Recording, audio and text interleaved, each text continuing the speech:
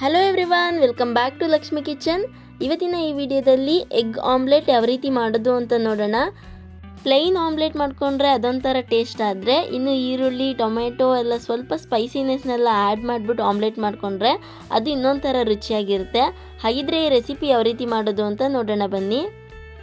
ಮೊದಲಿಗೆ ನಾನಿಲ್ಲಿ ಒಂದು 5 ಮೊಟ್ಟೆನ ಒಡೆದ್ಬಿಟ್ಟು ಒಂದು ಬೌಲ್ಗೆ ಸೇರಿಸ್ಕೊಂಡಿದ್ದೀನಿ. ನಂತರ ಈಗ 1 ಕಪ್ ಆಗುವಷ್ಟು ಅಂದರೆ 2 ಈರುಳ್ಳಿನ ಸಣ್ಣದಾಗಿ ಕಟ್ ಮಾಡಿಬಿಟ್ಟು ಸೇರಿಸ್ಕೊತಾ ಇದ್ದೀನಿ. ಹಾಗೆಯೇ 1 ಟೊಮೆಟೊ ಹಣ್ಣನ್ನು ಸಣ್ಣದಾಗಿ ಕಟ್ ಮಾಡಿಬಿಟ್ಟು ಸೇರಿಸ್ಕೊತಾ ಇದ್ದೀನಿ.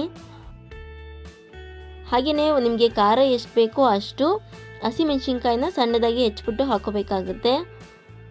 ನಂತರ ಒಂದು ಸ್ವಲ್ಪ ಕೊತ್ತಂಬರಿ ಸೊಪ್ಪು, ನಂತರ 1/4 ಟೀ ಸ್ಪೂನ್ ಆಗುವಷ್ಟು ಪೆಪ್ಪರ್ ಪೌಡರ್, ಧನಿಯಾ ಪೌಡರ್, ಗರಂ ಮಸಾಲ ಹಾಗೆ ಅರಿಶಿನ ಪೌಡರ್ನ ಸೇರಿಸ್ಕೊಂಡು ರುಚಿಗೆ ತಕ್ಕಷ್ಟು ಉಪ್ಪನ್ನು ಹಾಕಿ ಮಿಕ್ಸ್ ಮಾಡ್ಕೋಬೇಕಾಗುತ್ತೆ.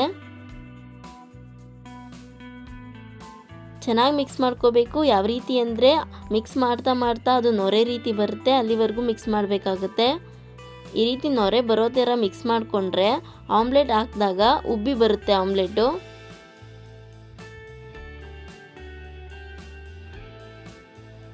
ನೋಡಿ, ನಾನಿಲ್ಲಿ ಈ ರೀತಿಯಾಗಿ ಮಿಕ್ಸ್ ಮಾಡ್ಕೊಂಡಿದ್ದೀನಿ. ಈಗ ಆಮ್ಲೆಟ್ ಯಾವ ರೀತಿ ಹಾಕ್ಕೊಳ್ಳೋದು ಅಂತ ನೋಡೋಣ. ನಮ್ಮ ಮನೆಯಲ್ಲಿ ಆಮ್ಲೆಟ್ ಹಾಕೋದಕ್ಕೆ ಒಂದು ಹೆಂಚನ್ನ ಇಟ್ಟಿದ್ದೀವಿ. ಆ ಹೆಂಚನ್ನ ಒಂದು ಸ್ಟವ್ ಮೇಲೆ ಇಟ್ಟು ನಂತರ ಅದಕ್ಕೆ ಸ್ವಲ್ಪ ಎಣ್ಣೆನ ಸೇರಿಸ್ಕೊತಾ ಇದ್ದೀನಿ. ಎಣ್ಣೆ ಕಾದಾದ ನಂತರ ಈಗ ಆಮ್ಲೆಟ್ನ ಹಾಕೋಬೇಕಾಗುತ್ತೆ.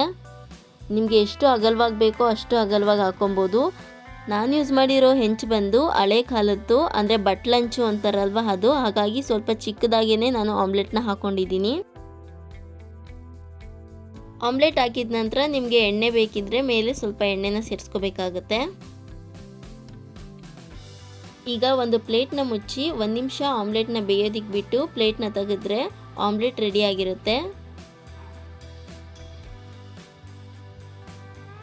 ನೋಡ್ತಿರ್ಬೋದು ಎಷ್ಟು ಚೆನ್ನಾಗಿ ಆಮ್ಲೆಟ್ ರೆಡಿ ಆಗಿದೆ ಅಂತ.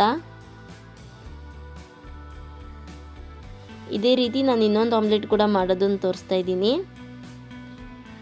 ನೀವು ಬೇಕಿದ್ದರೆ ದೋಸೆ ಮಾಡ್ತಿರಲ್ವ, ಆ ತವಾದಲ್ಲೂ ಕೂಡ ಮಾಡ್ಕೊಬೋದು. ನಾನು ಯೂಸ್ ಮಾಡಿರೋದು ಹಳೆ ಕಾಲದಲ್ಲಿ ಇತ್ತಲ್ವ ಹೆಂಚು, ಅದನ್ನು. ಹಾಗಾಗಿ ಸ್ವಲ್ಪ ಚಿಕ್ಕದಾಗಿ ನಾನು ಹಾಕೋತಾ ಇದ್ದೀನಿ. ತುಂಬಾ ಸಿಂಪಲಾಗಿ ಮಾಡ್ಕೊಬೋದು. ಈ ರೀತಿ ಸ್ವಲ್ಪ ಸ್ಪೈಸಸ್ನೆಲ್ಲ ಆ್ಯಡ್ ಮಾಡಿಕೊಂಡು ಆಮ್ಲೆಟ್ನ ಮಾಡಿಕೊಂಡ್ರೆ ತಿನ್ನೋಕ್ಕೆ ತುಂಬಾ ರುಚಿಯಾಗಿರುತ್ತೆ. 1-2 ಆಮ್ಲೆಟ್ನ ತಿಂದ್ಬಿಟ್ರೆ ಸಾಕು, ಹೊಟ್ಟೆ ತುಂಬೋಗ್ಬಿಡುತ್ತೆ. ಸೊ ನೋಡಿದ್ರಲ್ಲ ಯಾವ ರೀತಿ ಒಂದು ಡಿಫ್ರೆಂಟಾಗಿ ಆಮ್ಲೆಟ್ನ ಮಾಡೋದು ಅಂತ. ಈ ವಿಡಿಯೋ ನಿಮ್ಗೆ ಇಷ್ಟ ಆಗಿದ್ದರೆ ನೀವು ಒಂದ್ಸಲ ಟ್ರೈ ಮಾಡಿ, ಹೇಗೆ ಬಂತು ಅಂತ ಕಮೆಂಟ್ ಮೂಲಕ ತಿಳಿಸಿ. ಸೊ ಈ ವಿಡಿಯೋ ನಿಮಗೆ ಇಷ್ಟ ಆಗಿದ್ದರೆ ಲೈಕ್ ಮಾಡಿ, ಶೇರ್ ಮಾಡಿ ಆ್ಯಂಡ್ ಕಮೆಂಟ್ ಮಾಡಿ. ಮತ್ತಷ್ಟು ಹೆಚ್ಚಿನ ರೆಸಿಪಿ ವಿಡಿಯೋಗಳಿಗಾಗಿ ನಮ್ಮ ಚಾನಲ್ನ ಸಬ್ಸ್ಕ್ರೈಬ್ ಮಾಡ್ಕೊಳ್ಳಿ. Thank you for watching.